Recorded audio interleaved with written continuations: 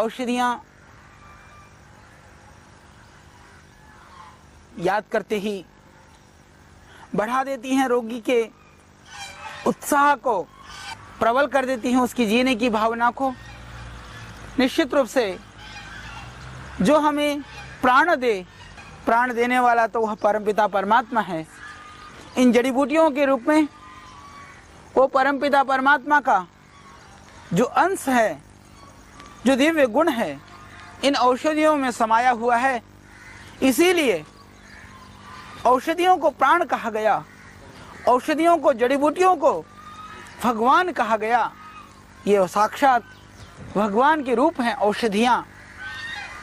इनकी अवहेलना नहीं, इनके प्रति उदासीनता नहीं, इनके प्रति लगाव, इनसे प्यार हमें देगा हमारे जीवन में सुख, शांति और आनंद। आइए किसी भी रूप में यदि हम कर सकते हैं इन औषधियों की रक्षा, तो इनकी रक्षा करें, इन जड़ी बूटियों को बढ़ाने का प्रयत्न करें और इन जड़ी बूटियों का लाभ अपने जीवन में लें।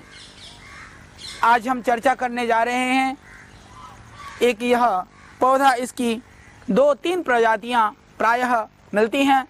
यूफोर्बिया थाइमिफोलिया यह इसका बॉटनिकल नाम है। हिंदी में इसको बोलते हैं दूधी, गुजराती में दूधीलो बोलते हैं, पंजाबी में भी दूधी बोलते हैं, मराठी में बोलते हैं लाहन नाइटी। ये लाहन नाइटी अपने आप में अत्यंत औषधीय गुणों से भरपूर है। ये निश्चित रूप से अनेक रोगों में यह बहुत कारगर औषध है। इसके संदर्भ में एक घटना है, उसको ज़रूर सुनाना चाहूँगा। यह वर्षों पुरानी बात है। मैं जड़ी बूटियों के जानकारी के संदर्भ में बिहार के कुछ इंटीरियर क्षेत्र में भ्रमण कर रहा था और वहाँ पर किसी ने कहा कोई बाबा जी आए हैं, इधर घूम रहे हैं, जड़ी बूटियों के विषय में जानना चाहते हैं। तो उस गांव का जो प्रधान था, वह प्रधान मुझसे मिलने के लिए आए। आने के बाद कहने लगे, बाबा जी आप बड़ी जड़ी बूटी की बात करते हैं, मैं बहुत सालों से परेशान हूँ, मेरे को आँव की शिकायत है, बार बार मुझे लैट्रिन जाना पड़ता है, शौच जाना पड़ता है, मैं क्या करूं। वहीं पर हम बैठे थे, गांव के बाहर में हम थे, तो हमने देखा कि वहां पर ये दूधी लगी हुई थी। मुझे याद है ये जो दूधी है अतिसार में, संग्रहणी में बहुत कारगर है। वो प्रधान जी कहने लगे अभी 2-3 घंटा हो गया, मेरे को तो अब शौच जाना पड़ता है। मैंने कहा आप ऐसा करिए, साफ सी जगह पर वो थी, उसको 2-4 पौधे को उखाड़ करके मैंने कहा आपको अभी कुछ नहीं करना है, इसको इतनी पत्तियों को लगभग मैं समझता हूँ यदि ताज़ी मिल जाए तो एक बार में इतनी डोज, ये छोटी दूधी है और ये दूसरी ये बड़ी दूधी है, हालांकि दोनों ही बहुत गुणकारी है। यदि ये छोटी दूधी ना मिले तो ये बड़ी दूधी का भी आप प्रयोग कर सकते हैं। तो हमने इतनी सी छोटी दूधी को निकाल करके मैंने कहा उनको, इसको आप चबा जाइए, ये आराम से चबा सकते हैं क्योंकि इसको चबाने में कोई ये बहुत कशेला नहीं है, अच्छा सा स्वाद है। वो चबा करके वो बैठे रहे। तो फिर उनको अच्छा लगा, फिर 2-4 जड़ी बूटियों के विषय में हम भ्रमण के लिए निकल गए। वो कहने लगे आचार्य जी आज पहली बार ऐसा हुआ है कि अभी 4-5 घंटे बीत गए हैं, मैं दोबारा शौच के लिए नहीं गया। वह समय था। उसके बाद में जो हमारा सहयोग उन्होंने किया उन जड़ी बूटियों के अन्वेषण में, उस गाँव में रुकने के लिए, मुझे आज भी वो घटना याद हो आती है।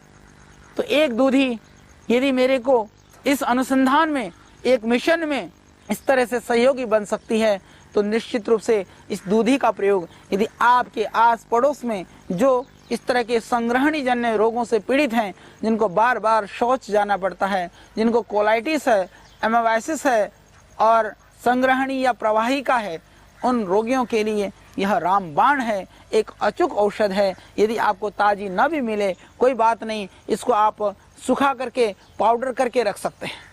इस पाउडर को यदि आप उनको 1-1 चम्मच सुबह शाम दे देते हैं, तो जिससे कितनी भी भयानक आँव की शिकायत है, संग्रहणी की शिकायत है, बार बार आपको मल विसर्जन के लिए जाना पड़ता हो, हमेशा के लिए ठीक हो जाएगी।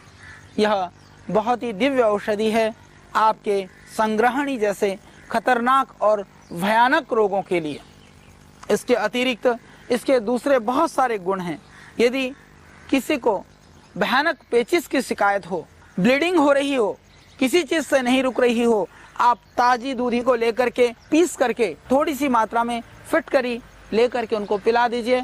यदि आपके पास ताजी दूधी उपलब्ध नहीं भी हो, उसके लिए आप इसका पाउडर करके रख सकते हैं। पाउडर करके आप थोड़ी सी मात्रा में फिटकरी मिला करके भी आप ले सकते हैं। इससे किसी भी तरह की जो ब्लीडिंग है, आपकी रक्तस्राव है, वह आपका रुक जाएगा।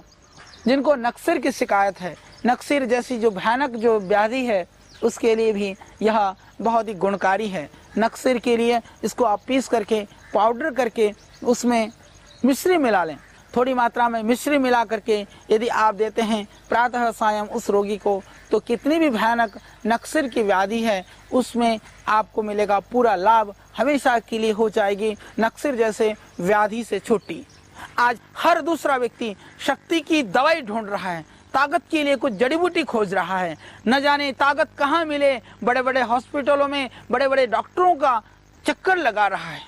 यदि उसको किसी को कह दे तेरे को इसको खाने से ताकत मिले, तो न जाने आदमी क्या क्या न खाए। हमारे यहाँ एक परिचित हैं, किसी ने कहा कि गधी के दूध पीने से ताकत आता है। वो गधी के दूध के लिए गधों के पीछे घूम रहा है। किसी ने कहा भाई साहब क्यों घूम रहे हो? बोला जी हमारे को बहुत कमजोरी हो गई है। किसी ने कहा कि गधी के दूध पीने से ताकत बढ़ती है।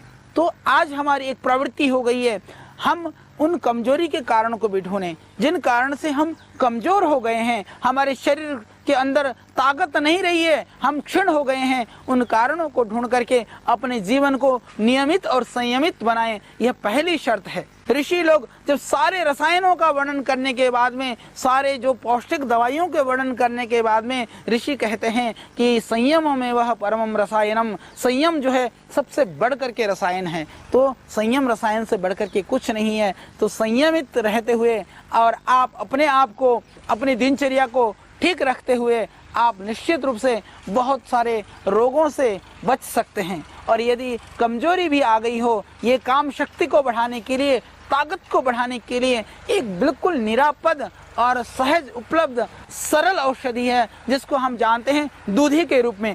जैसे आपने 100 ग्राम दूधी का पाउडर किया, तो इस दूधी में छोटी दूधी भी ले सकते हैं, बड़ी दूधी भी ले सकते हैं। उसको लेकर के इसका पाउडर करके बराबर मात्रा में मिश्री मिलाइए और सुबह शाम एक एक चम्मच यदि आप सेवन करते हैं, तो किसी भी तरह की कमजोरी है, चाहे वह धातुजन्य रोगों से है, चाहे वो लीवर की वजह से है, चाहे वो इंटेस्टाइन की वजह से है, और जो एंजाइम्स नहीं बनते हैं, पाचक रस नहीं बनता है शरीर में, उसकी वजह से है, उसमें भी यह बहुत ही गुणकारी है। जो डायबिटीज के पेशेंट हैं वो मिश्री ना मिलाएं, इसको आप सीधा ही सेवन कर सकते हैं। आप सीधा ले लीजिए, इसका पाउडर करके 1 चम्मच सुबह शाम सेवन करिए, उससे आपको मधुमेह में भी लाभ मिलेगा।